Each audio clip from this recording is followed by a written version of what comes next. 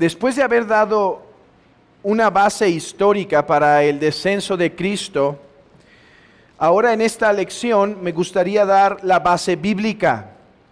Y con esto terminamos este tema.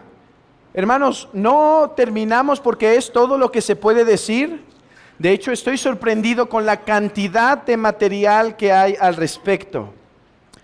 Realmente, como casi en cada tema que doy, me quedo con la comezón de haber investigado otros 5 o 10 libros más que están ahí bastante buenos en Amazon, no en mi casa, que se quedaron en Amazon. Y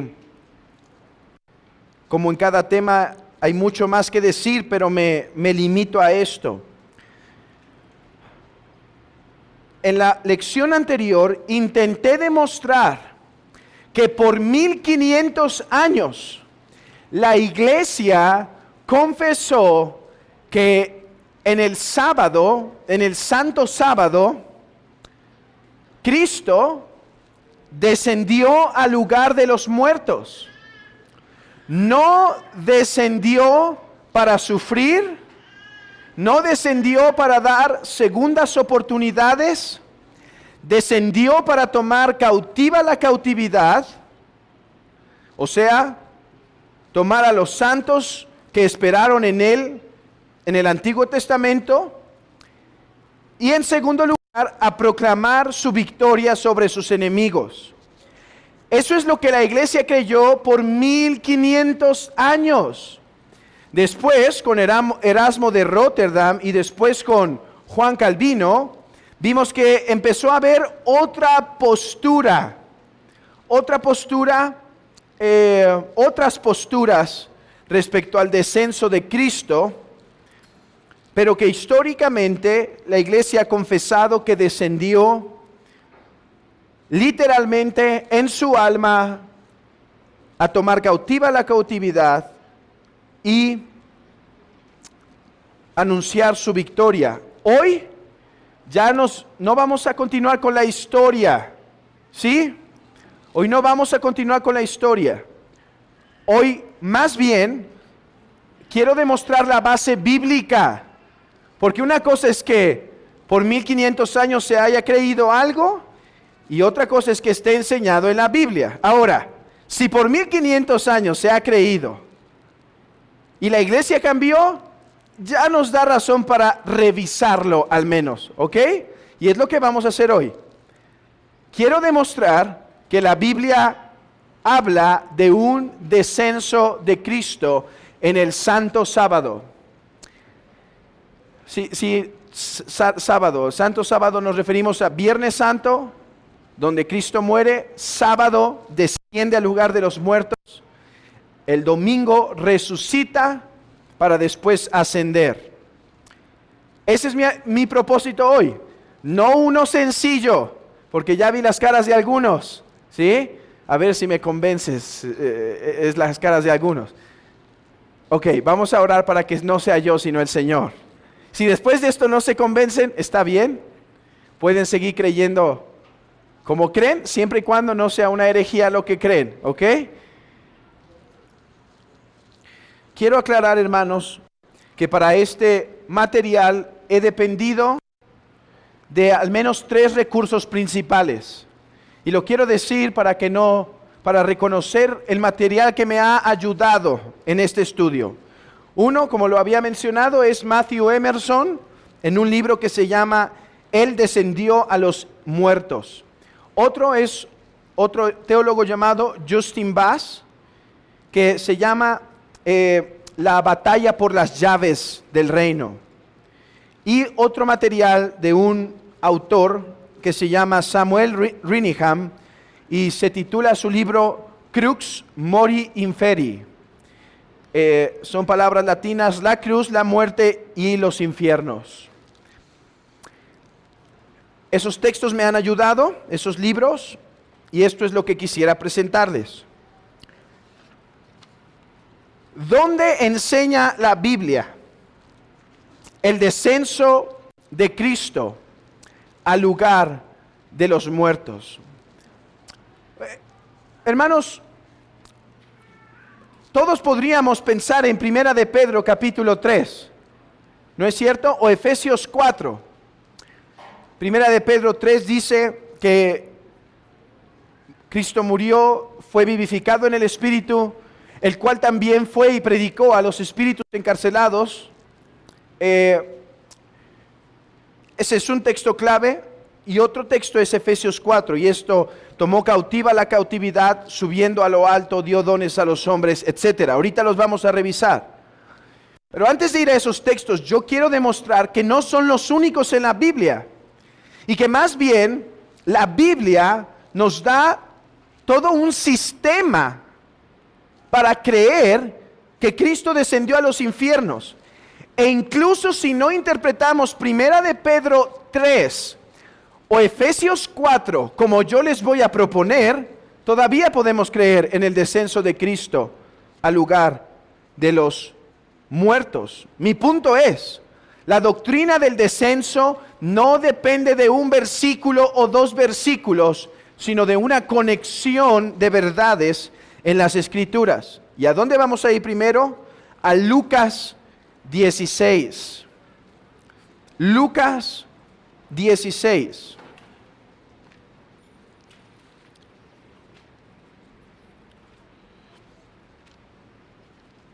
Versículo 19. Lucas 16, versículo 19. Dice así: había un hombre rico que se vestía de púrpura y de lino fino, y hacía cada día banquete con esplendidez. Había también un mendigo llamado Lázaro, que estaba echado a la puerta de aquel, lleno de llagas, y ansiaba saciarse de las migajas que caían de la mesa del rico, y aún los perros venían y le lamían las llagas. Aconteció que murió el mendigo y fue llevado por los ángeles al seno de Abraham, y murió también el rico y fue sepultado fue sepultado. Y en el Hades alzó sus ojos estando en tormento, y vio de lejos a Abraham y a Lázaro en su seno. Entonces él, dando voces, dijo: Padre Abraham, ten misericordia de mí, y envía a Lázaro para que moje la punta de su dedo en agua, y refresques mi lengua, porque estoy atormentado en esta llama. Pero Abraham le dijo: Hijo, acuérdate que recibiste tus bienes en tu vida, y Lázaro también males. Pero ahora este es consolado aquí, y tú atormentado allá. Este es consolado aquí. ¿Aquí dónde? En el seno de Abraham. Y tú atormentado allá, ¿dónde? En el Hades. Además de todo esto, una gran cima está puesta entre nosotros y vosotros, de manera que los que quisieren pasar de aquí a vosotros no pueden, ni de allá para acá. Y conocemos el resto de la historia. Tengo 5 hermanos. Él le dice: si no oyen a Abraham y a los profetas, a Moisés y a los profetas, tampoco escucharán, incluso si alguno se levantase de los muertos y demás. ¿Qué es lo que quiero dejar claro en nuestras mentes a través de este pasaje? Este pasaje no dice que Cristo descendió a los infiernos, ¿o sí? No dice nada de eso en lo absoluto. ¿Qué es lo que dice este texto que nos ayuda a comprender el descenso de Cristo? Bueno, hermanos, que Jesús está exponiendo en este texto la forma judía, particularmente característica de los israelitas del segundo templo, o sea, del tiempo de nuestro Señor Jesucristo. Está exponiendo su forma de pensamiento respecto a lo que pasaba con las personas una vez que morían. Nuestro Señor está hablando, esto se llama una cosmología, o está hablando de ciertos espacios, déjenme usar esa palabra, ciertos espacios en donde el alma puede estar una vez muere. ¿Por qué digo que esta palabra no es tan útil? Porque no estamos hablando realmente de un espacio físico, ¿sí? Porque ¿qué es el espacio? Sino, ¿qué se necesita para que haya espacio? Materia. Y cuando hablamos de almas, no estamos hablando de cosas materiales. Por eso uso la palabra de forma inapropiada, pero al menos para tener una idea. Jesús dice que Lázaro descendió al seno de Abraham. Hay una gran cima entre el seno de Abraham y el lugar en donde el rico sufre, llamado el Hades. Hermanos, hay debate sobre qué es lo que estamos leyendo. Algunos dicen que es una historia real, otros dicen que es una parábola. Yo realmente creo que es una parábola. No obstante, hermanos, nos está dejando ver la forma de pensamiento judía respecto a lo que se pensaba que pasaba con el alma o podía pasar con el alma una vez moría. ¿Qué podía pasar? Podía ir al seno de Abraham o al Hades. ¿Qué pasaba en el seno de Abraham? Había consolación. Lázaro es consolado. ¿Qué hay en el Hades? En el Hades el rico es atormentado en una llama. Quiero ser claro. El propósito de esta parábola es dar una amonestación a aquellos que confían en sus riquezas y utilizan sus riquezas para consolarse en este mundo como si esto fuera todo. Y esta parábola consuela a los cristianos que incluso cuando pierden muchas cosas por amor a Cristo, ellos terminarán siendo consolados. De eso trata la parábola. Lo que quiero que se enfatice es que incluso cuando es una parábola, se nos está permitiendo ver lo que los judíos entendían respecto a lo que sucede con el alma después de morir.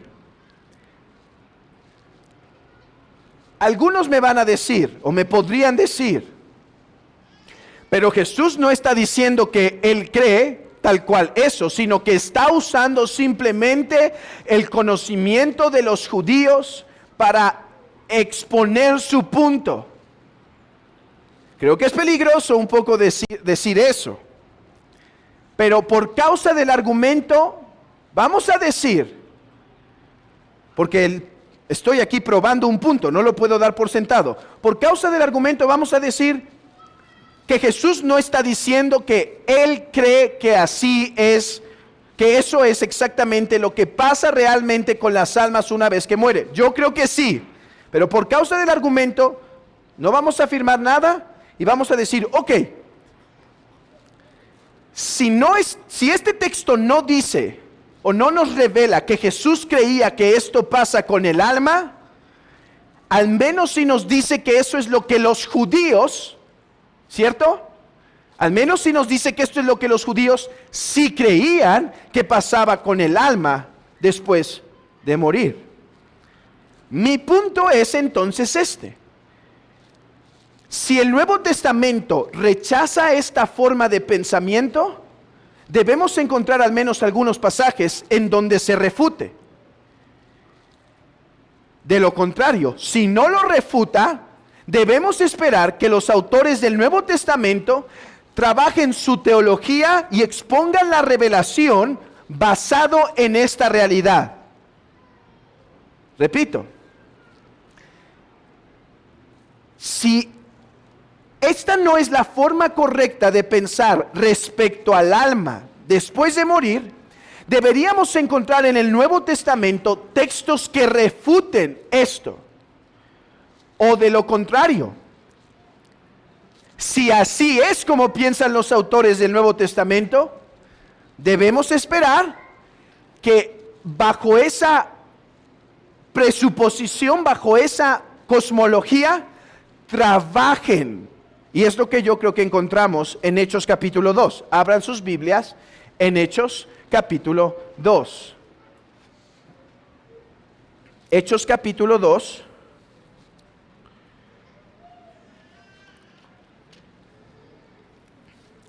Versículo 25.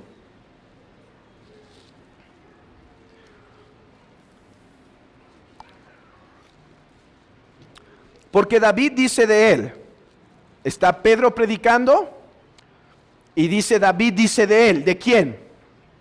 De Jesús. Veía al Señor siempre delante de mí, porque está a mi diestra, no seré conmovido. Por lo tanto mi corazón se alegró y se gozó mi lengua. Y aún mi carne descansará en esperanza, porque no dejarás mi alma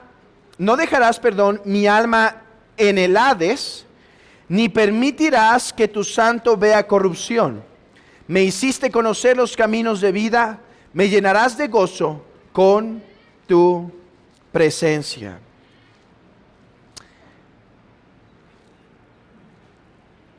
El texto, Pedro está citando Salmo 16. Y Pedro está interpretando el Salmo 16 como un salmo que se refiere a Cristo. O sea, Pedro dice, David habló esto, pero nosotros hasta el día de hoy podemos reconocer dónde está la tumba de David. Pero aquí dice que no dejarás que tu santo vea corrupción. No puede ser David. Debe ser alguien más del que está hablando. Porque si podemos ver la tumba de David, eso quiere decir que no se levantó de los muertos. Entonces se refiere a alguien más. Pedro dice, es Cristo. No permitirás que tu santo vea corrupción. ¿Qué significa esto? Hermanos, que incluso cuando el cuerpo de nuestro Señor estaba en la tumba, cuando yacía en la tumba, su cuerpo no sufrió una decadencia tal cual, no sufrió ningún tipo de descomposición tal cual, sino que su cuerpo fue preservado y guardado y en última instancia resucitado. Eso nos queda claro. La pregunta es, ¿qué quiere decir cuando dice no dejarás mi alma en el Hades? ¿Qué quiere decir no dejarás mi alma en el Hades? A ver, cuando estuve haciendo el estudio, tuve que resumir mis textos a unos poquitos. Porque cuando uno empieza a revisar en el Antiguo Testamento, uno debería, en primer lugar, demostrar que en el Antiguo Testamento, hermanos, se creía que una vez muerto, el alma descendía. Tanto la de los justos como la de los injustos. ¿Recuerdan algo de Eclesiastés? La de los justos como de los injustos descendía. Ese era el entendimiento. Se empieza a tener cada vez más luz que aunque el alma de los justos y de los injustos descienden a compartimientos diferentes. Seno de Abraham y Hades. Eso es lo que se creía en el Antiguo Testamento. Yo quiero retar su postura, cualquier postura con la que hoy vinieron. Yo nada más les quiero preguntar, ¿a qué se refiere con no dejarás mi alma en el Hades? No dejarás mi alma en el Hades. Hermanos, ¿qué pasó con el alma de Cristo? Una vez murió. Su cuerpo estaba ¿dónde? En el sepulcro. Pero su alma, alguien podría decir, hermano, subió al cielo. Yo diría, ok, puede ser una postura. Solo dime dónde dice. Aquí. Porque las veces que se refiere al alma de Cristo en el Nuevo Testamento, más bien parece indicar que su alma descendió. No ascendió, después va a ascender, que quede claro. Pero dice, no dejarás mi alma en el Seol. Cristo tenía un alma, nosotros no somos apolinarios. ¿Y qué significa eso? Vengan al curso de historia de la iglesia. Es promoción, ¿verdad?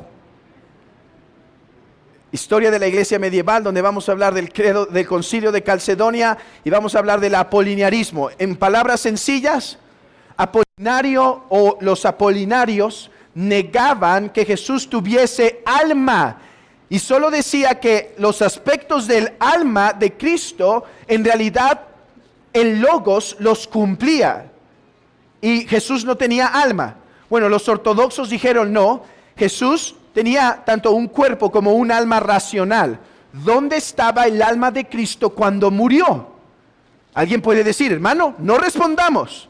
Si la Biblia no responde, nosotros tampoco. Yo estoy de acuerdo. Si la Biblia no responde, nosotros tampoco respondamos. El problema es que creo que la Biblia sí responde, así que respondamos. No dejarás mi alma en el Hades. Miren cómo lo interpreta Agustín de Hipona en La ciudad de Dios. Él dice así: ¿quién sino aquel que resucitó al tercer día podía decir que su carne descansó en esperanza, que su alma, no siendo abandonada en los infiernos, volvería para vivir en su carne? Agustín de Hipona. Ahora escuchen el comentario de Agustín, no de La ciudad de Dios, sino del Salmo 16. Escuchen lo que él cree. Como he dicho, tuve que seleccionar algunos autores. Hermanos, 1500 años de historia de la iglesia ha creído que Cristo descendió a los infiernos. Mis autores se reducen a unos pocos por causa del tiempo. Pero escuchen lo que dice el Salmo 16, el comentario de Agustín. Porque no dejarás mi alma en el Seol, o sea, significa, porque tú no darás mi alma como posesión de las regiones de abajo. De las regiones de abajo. Bueno, y continúa, ni permitirás que tu santo vea corrupción, o sea, no tolerarás que este cuerpo santificado, mediante el cual otros también son santificados, vea corrupción. Bueno, todavía no respondamos. Abran sus Biblias ahora en Mateo 12:40. Mateo 12:40.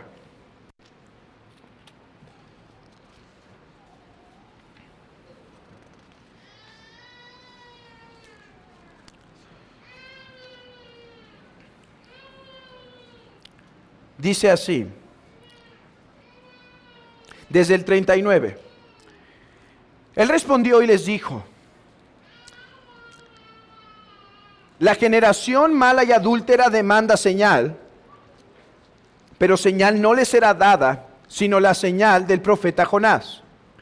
Porque como estuvo Jonás en el vientre del gran pez 3 días y 3 noches, así estará el Hijo del Hombre en el corazón de la tierra 3 días y 3 noches. Así estará el Hijo del Hombre en el corazón de la tierra. Abran sus Biblias en Jonás. Abran sus Biblias en Jonás.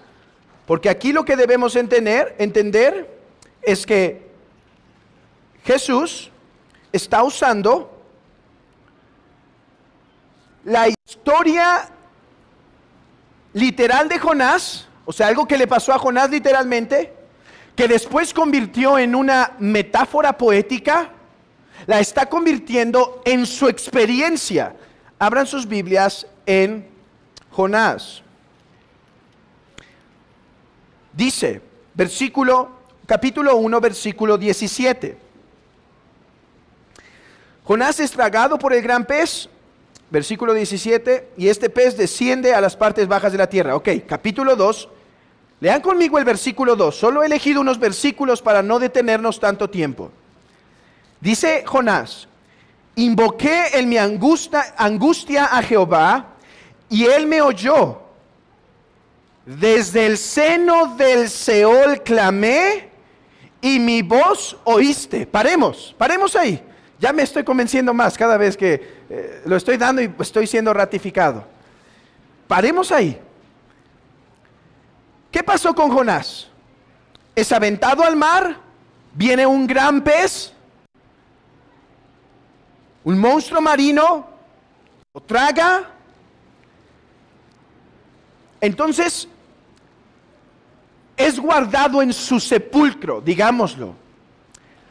Pero Jonás va a descender a las partes más bajas del mar. Entonces Jonás da un poema. Jonás da un poema. ¿Y qué dice Jonás? He descendido al Seol. A ver, ¿Jonás estaba literalmente en el Seol? No. ¿Puede un humano llegar al Seol? Un humano con carne, perdón. No. Pero escuchen. Invoqué en mi angustia a Jehová y él me oyó. Desde el seno del Seol clamé. Jonás está hablando metafóricamente o literalmente. ¿Qué opinan? Metafóricamente, ¿verdad? Porque su alma no descendió al Seol. El punto que quiero vincular con su mente es este. Jesús dice que lo que en Jonás fue metafórico, en él sería literal. Su alma descendería al Seol. Hermanos, ¿en quién sino en la boca de Cristo esto hace sentido? Invoqué en mi angustia a Jehová y él me oyó. Desde el seno del Seol clamé y mi voz oíste. Versículo 5. Las aguas me rodearon hasta el alma, rodeándome el abismo. El agua se enredó en mi cabeza. Versículo 6. Descendí a los cimientos de los montes. La tierra echó sus cerrojos sobre mí para siempre. Mas tú sacaste mi vida de la sepultura, oh Jehová, mi Dios.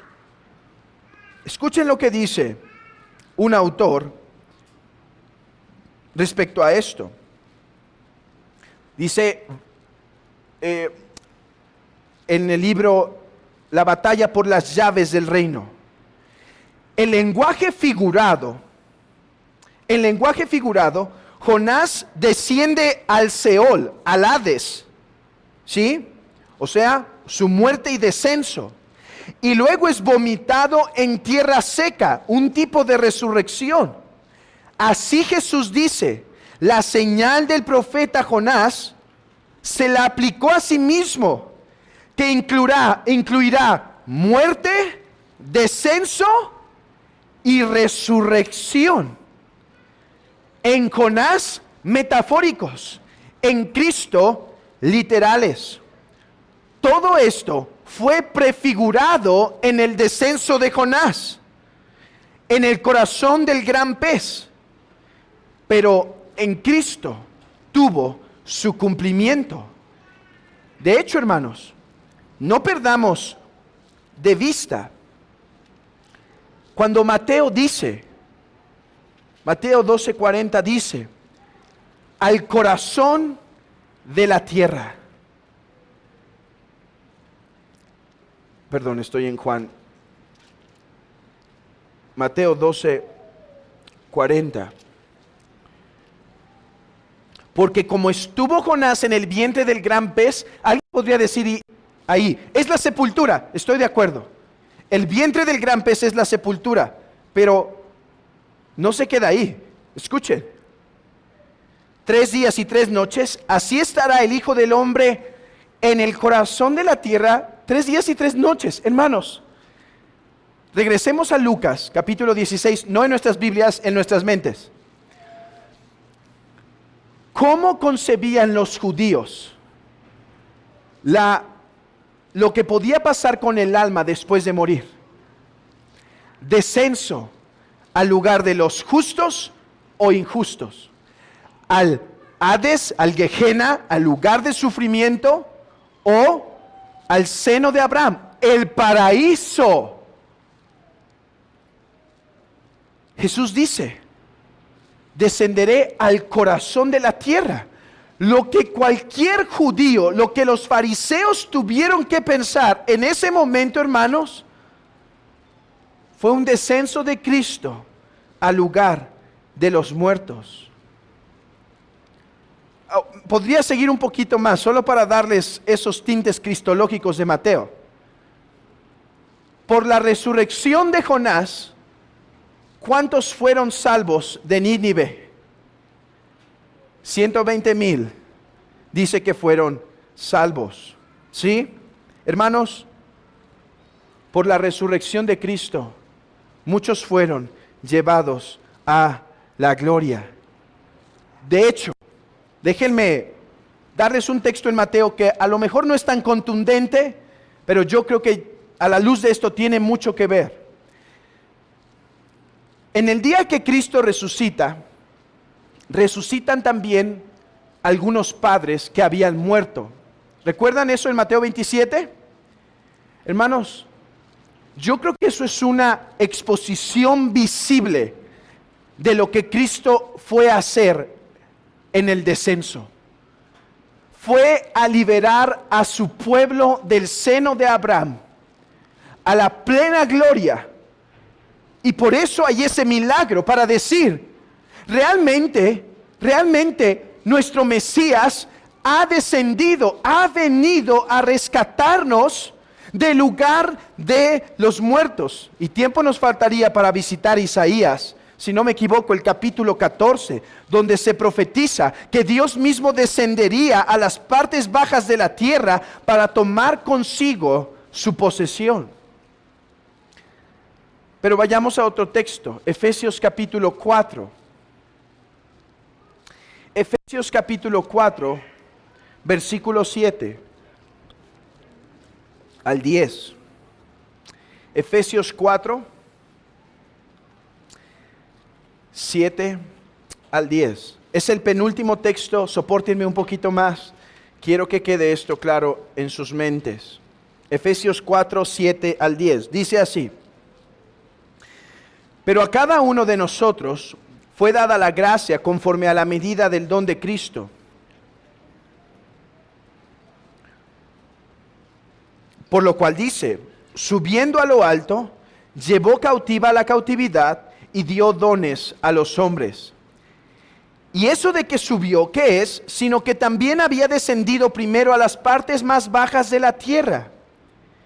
El que descendió es el mismo que también subió por encima de todos los cielos para llenarlo todo. ¿Cómo interpretamos este texto? ¿Qué quiere decir Pablo cuando dice descendió a las partes más bajas de la tierra? Hay dos opciones. Bueno, tres. Una que se refiere a Pentecostés. ¿Sí? Que en el día de Pentecostés el Espíritu de Cristo descendió por el Espíritu Santo y llenó a todos. Llenó a todos con su gracia. El problema es que el versículo 9, la lógica no es ascendió y después descendió, ¿verdad? Lean conmigo el versículo 9. Y esto de que subió, ¿qué es? Sino que él también había descendido primero. Los que dicen que es Pentecostés van a decir, Cristo ascendió y después descendió a las partes más bajas de la tierra. ¿Cuál es el problema? Que dice que primero descendió, entonces no está hablando de Pentecostés. ¿Cuál es otra interpretación? Y yo llegué a tener esta segunda interpretación, que se refiere a la encarnación.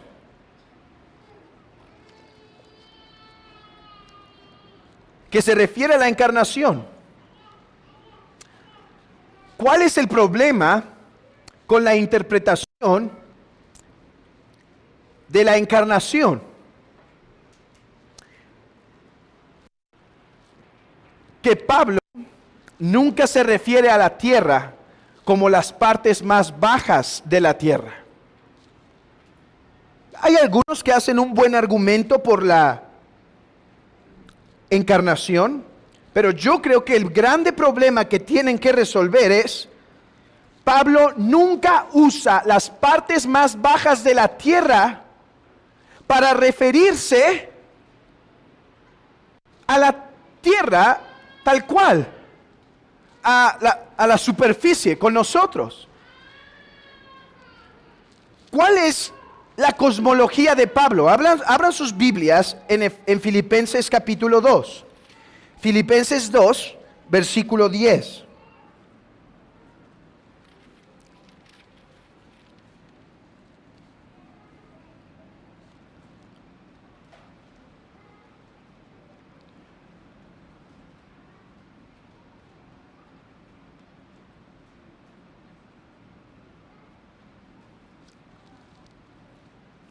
Dice Filipenses 2:10, para que en el nombre de Jesús se doble toda rodilla de los que están en los cielos y en la tierra y debajo de la tierra.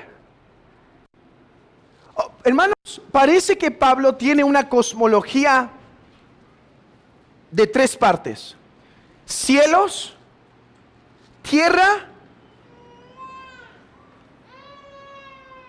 y las partes más bajas de la tierra, debajo de la tierra. Entonces, cuando dice que, y esto que descendió, ¿qué es? Sino que primero había descendido a las partes más bajas de la tierra. Hermanos, creo que está hablando del descenso de Cristo. ¿Y qué significa esto de que tomó cautiva la cautividad? Mi interpretación hoy en día sería que la cautividad eran aquellos creyentes del Antiguo Testamento que esperaban en Cristo en el seno de Abraham, y aunque tenían paz y descanso, una anticipación de la visión beatífica, no obstante, no tenían la totalidad. Cuando Cristo viene, desciende a las partes más bajas de la tierra. Por eso le dice en Lucas 23, si no me equivoco, 23, al ladrón: hoy estarás conmigo en el paraíso. O sea, el seno de Abraham descendió a esas partes más bajas de la tierra para después liberarlos y entonces sí, llevarlos al cielo. De manera que cuando hoy el creyente muere, no va más al seno de Abraham, sino al paraíso que Cristo tomó, que está en el tercer cielo, que después Pablo va a referirse. ¿Se acuerdan? Conozco a un hombre, si en el cuerpo no lo sé, si fuera del cuerpo no lo sé, Dios sabe, que fue arrebatado al tercer cielo, donde vio cosas inefables que no le es permitido al hombre contar.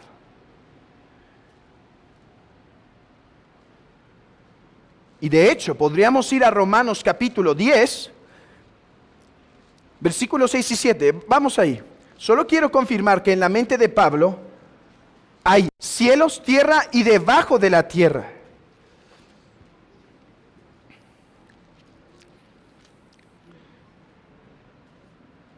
Romanos 10, 6.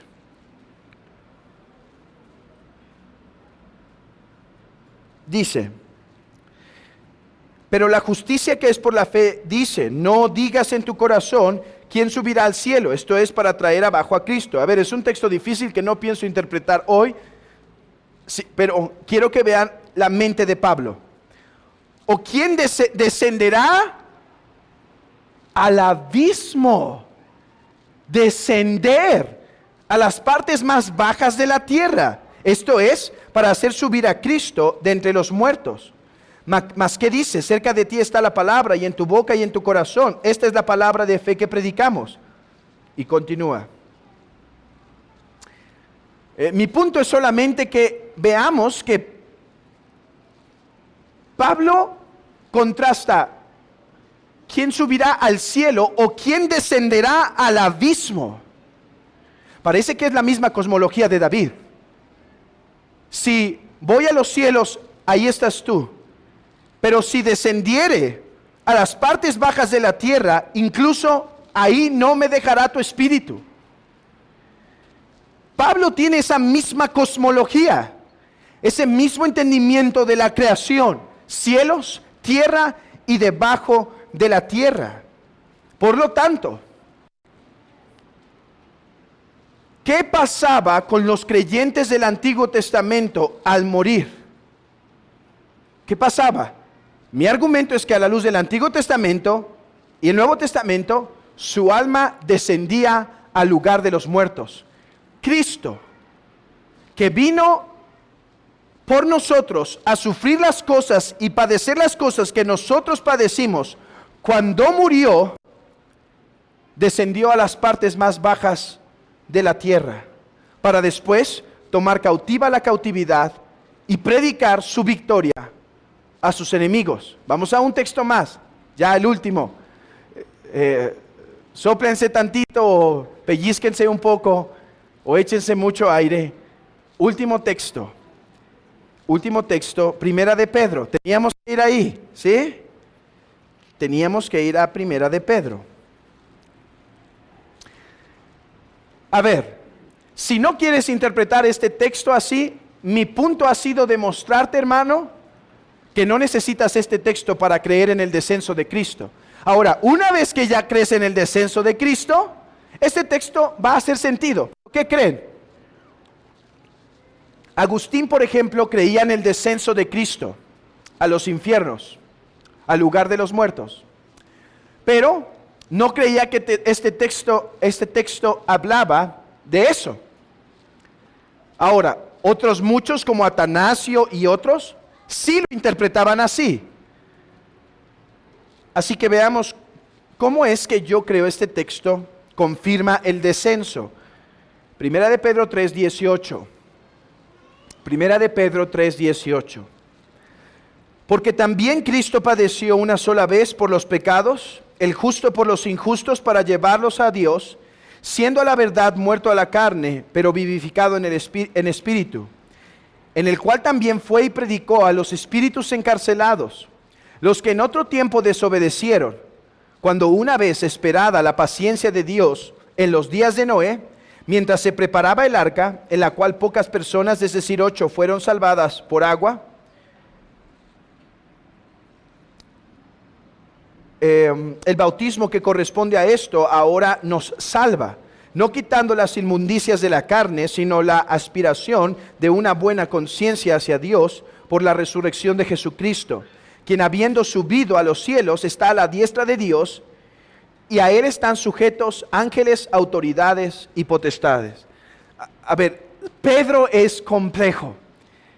Creo que fue Lutero quien dijo que Pedro tiene los dos textos más difíciles de toda la Biblia. Y no voy a explicar hoy qué significa esto de que el bautismo nos salva. El bautismo, hermanos, no salva, pero dice Pedro que nos salva. Bueno, ténganme paciencia. Después de predicar Juan, voy a empezar con Primera de Pedro. Así que algún día llegaremos ahí. Si no pueden esperar, abórdenme la próxima semana y me tomo el tiempo para explicarlo. Por ahora lo que nos interesa es esto. El cual también fue y predicó a los espíritus encarcelados.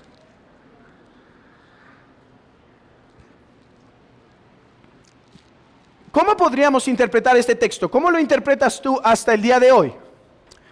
Algunos dirían que el Espíritu de Cristo predicó por medio de Noé, ¿verdad? Dicen que como el Espíritu de Cristo inspiró a los profetas, así inspiró a Noé y así predicó a personas que ahora estaban encarceladas en el en el lugar de los muertos. Hermanos, es una postura difícil. Es la que argumenta Agustín de Hipona, pero yo la veo compleja. En primer lugar, ¿por qué? Porque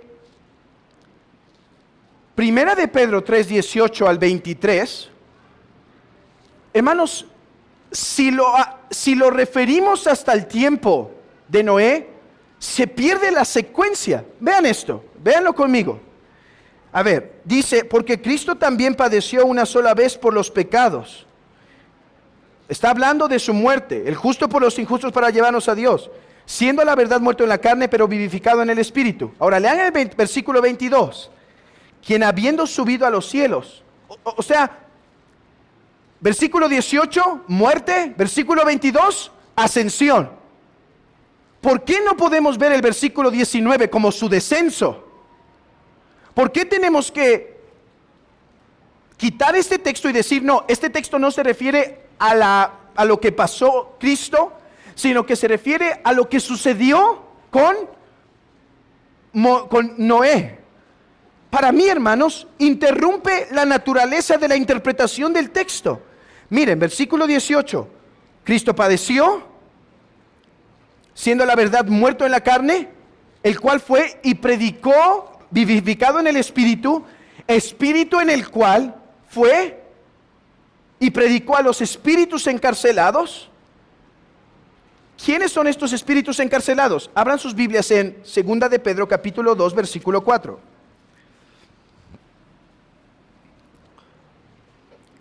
Recuerden que hay que interpretar el texto a la luz de su contexto. Y vean a Pedro en su segunda epístola. Porque si Dios no perdonó a los ángeles que pecaron, sino que arrojándolos al infierno los entregó a prisiones de oscuridad para ser reservados al juicio, y si no perdonó al mundo antiguo, etc. Hermanos, Pedro cree en unos seres que pecaron en el tiempo de Noé, seres angelicales, que pecaron en el tiempo de Noé. Bueno, quitemos el tiempo de Noé. Yo creo que es el tiempo de Noé, pero el texto no dice que es el tiempo de Noé. No importa, el punto es este, que Pedro cree que hay seres que fueron encarcelados en las partes más bajas de la tierra. ¿Por qué nos cuesta entonces en 1 de Pedro 3:19 escuchar que fue y predicó a los espíritus encarcelados que en otro tiempo desobedecieron, cuando una vez esperada la paciencia en los días de Noé, mientras se preparaba el arca, el cual no pocas personas, es decir, 8, fueron salvas?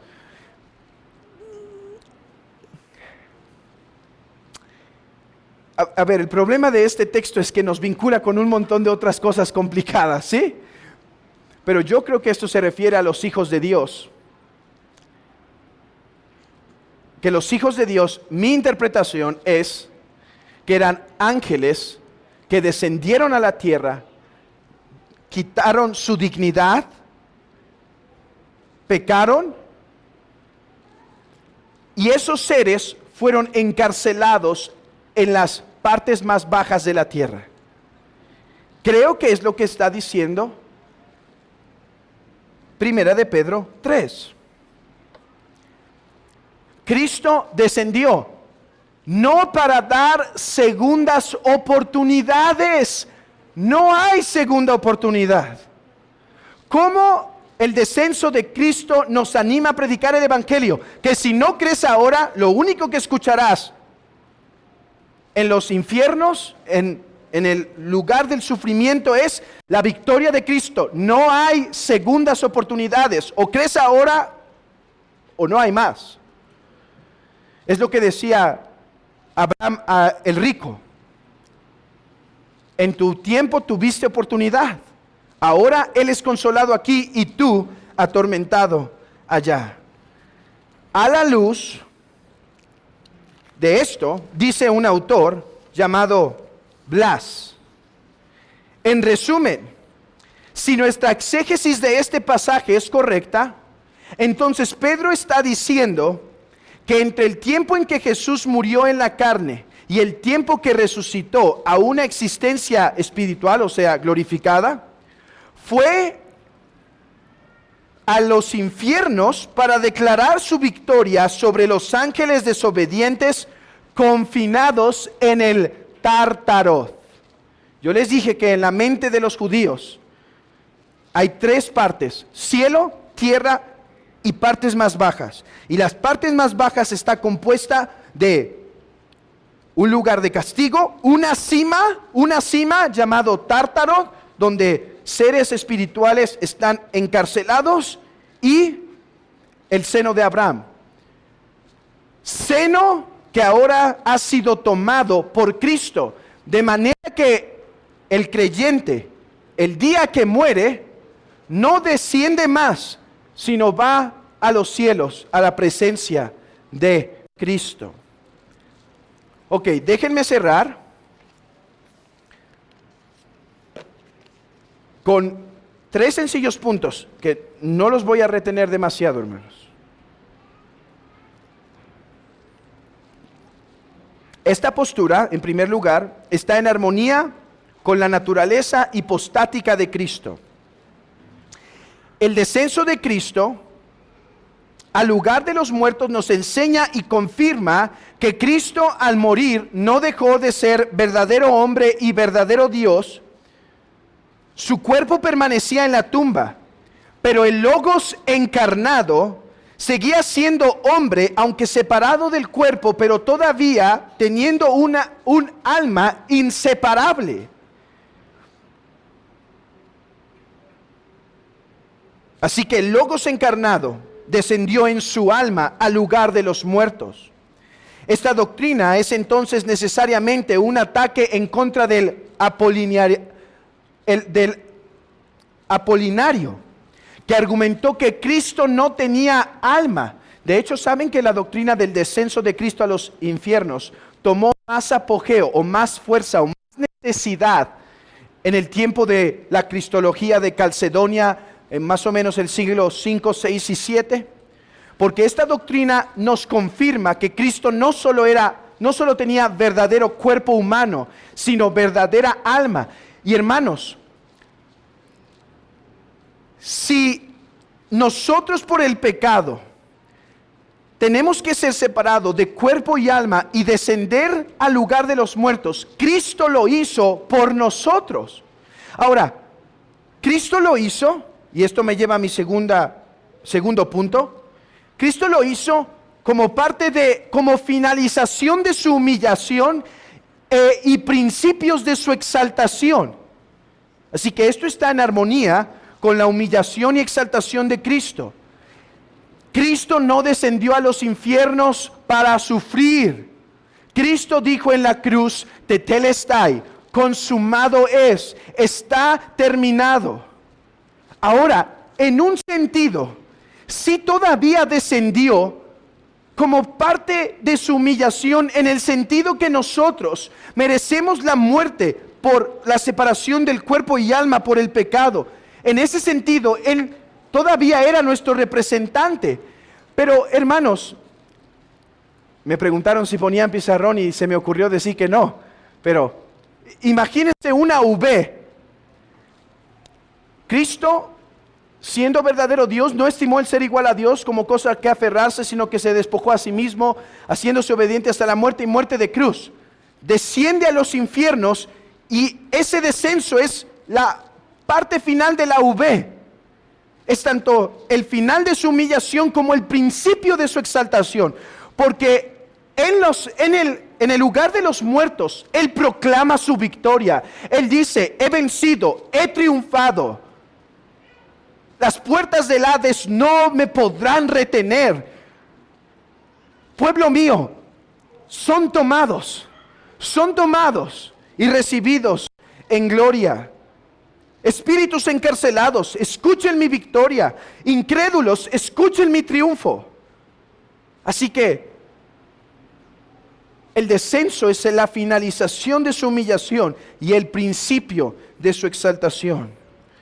Y por último, hermanos, he abrazado esta doctrina, además de porque creo que es bíblica, porque exalta a Cristo. Porque nadie antes de Él había llegado a los cielos como cuando Él abrió las puertas de los cielos para su pueblo. Dice el Salmo 24. Abran sus Biblias en el Salmo 24.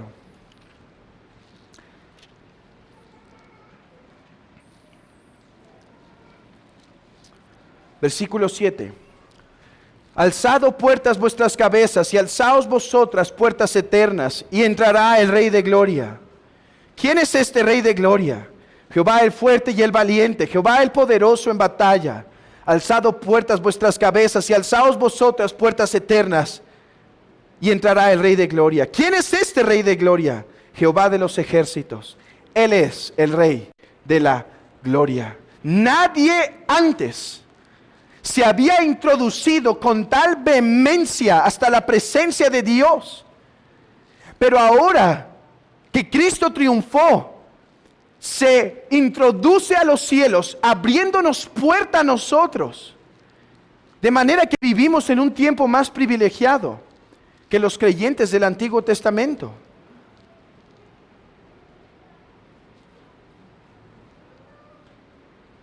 ¿Qué hacemos entonces para finalizar? Con la pregunta 44 del Catecismo. ¿Qué dice la pregunta 44 del Catecismo? Escuchen. ¿Por qué se añade descendió a los infiernos? Respuesta. Para que en mis extremos dolores y grandísimas tentaciones me asegure y me sostenga con este consuelo, de que mi Señor Jesucristo, por medio de sus inexplicables angustias, tormentos, espantos y turbaciones inefables de su alma, en los cuales fue sumido en toda su pasión, pero especialmente clavado en la cruz, me ha librado de las ansias y tormentos del infierno.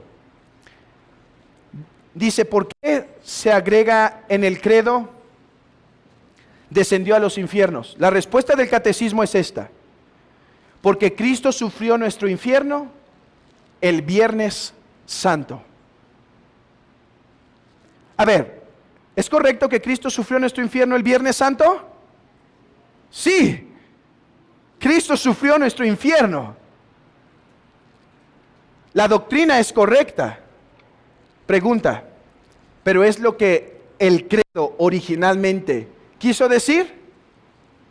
No. ¿Qué quiere decir que Cristo descendió a los infiernos? Que Cristo descendió a las partes más bajas de la tierra para tomar cautiva la cautividad y predicar su victoria sobre los hombres, trayéndome así paz al corazón de que la muerte no podrá retenerme. ¿Qué hacemos con esta pregunta? Bueno, la mantenemos, porque la respuesta es correcta en cuanto al Viernes Santo. Solo tenemos que complementarla y decir, pero lo que el credo quiso decir originalmente, y a la luz de lo que mi postura y lo que la Biblia enseña, es que Cristo descendió a los infiernos para sufrir.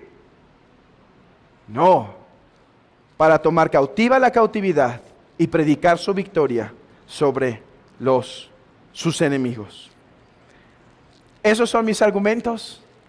No traigo más para esta tarde, así que vamos a concluir aquí. Vamos a hacer esta pausa al catecismo que les comenté y regresamos en 3-4 meses a la pregunta 45. Nos quedamos en la 44. Así que regresamos a la 45 después. Ok. Voy a dar tiempo para preguntas y respuestas. Bueno, para preguntas, aunque no sé si respuestas. ¿Por qué? Hermanos, es un tema complejo y no tengo las respuestas quizá para todas sus preguntas. Si las tengo, se las ofrezco. Si no las tengo, reconozco mi ignorancia y me comprometo en investigarlo. O si sospecho de cuál es mi postura o la respuesta, se las doy con la petición de que me tengan paciencia